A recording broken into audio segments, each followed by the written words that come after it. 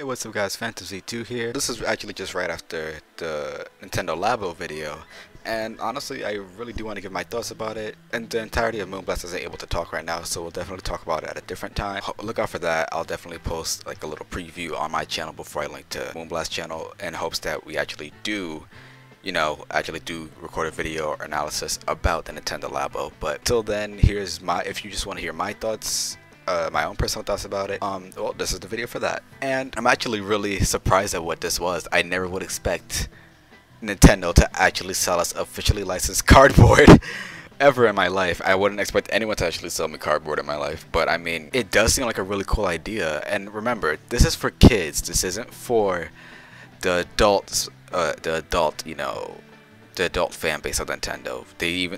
Like Kimishima said, he wants to get all types of people that normally don't play video games to play video games, and I really think that this is a great way of interacting everybody with it. I mean, like, you won't have like your grandma playing or grandpa playing with the Nintendo Labo, but the fact that you're gonna have kids who will be able to do like these little projects like with this pieces of cardboard, but actually creating like these different set pieces that actually coincide with the Nintendo Switch. That's actually very creative, and I would have never expected anything like this, especially from Nintendo. Even though they make up the most crazy antics or make up the most crazy ideas ever, I'm still surprised that they're doing this. But let's talk about it from my point of view, and I am hooked on the idea. However, selling cardboard really seems like a really bad idea, because if it's let's just say if it's plain cardboard,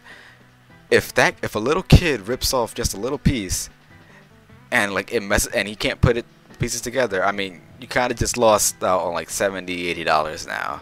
So yeah, like sure, I really do hope that it's not just plain cardboard and it's just like it's actually some type of laminated cardboard where it's like it's not easy to rip it apart. Because hopefully, and where would you even keep that in your house? Like, you would need like a specific place to keep all that stuff, just so like it doesn't get messed up when you're playing with it. Just so that, say if you have people around the house with you, say if you have people who live with you in your house, they're not messing up your they won't be messing up your Switch and stuff. So they're gonna have to be really careful about that. I hope Nintendo actually put that into thought. But I think that's the biggest issue I have with it. And one of the things that I'm actually really surprised about is the fact that one of the games that they have for Nintendo Labo, the giant robot one, it seems like it's actually based off of Project Giant Robo, which was a Wii U title, I believe thought up by Miyamoto, that he actually wanted for the Wii U.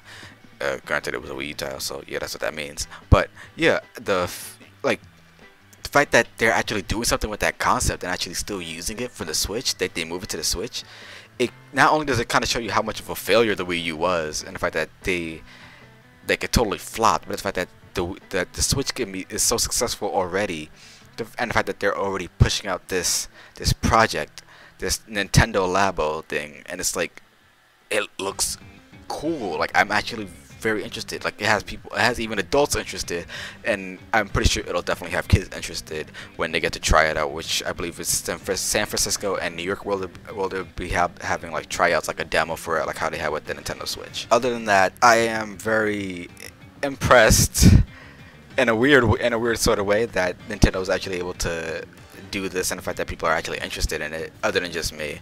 But there is that little question of, will parents really buy cardboard for $69, $79? Like, seems pretty expensive, and like a normal video game is just for the Switch is like regularly $60.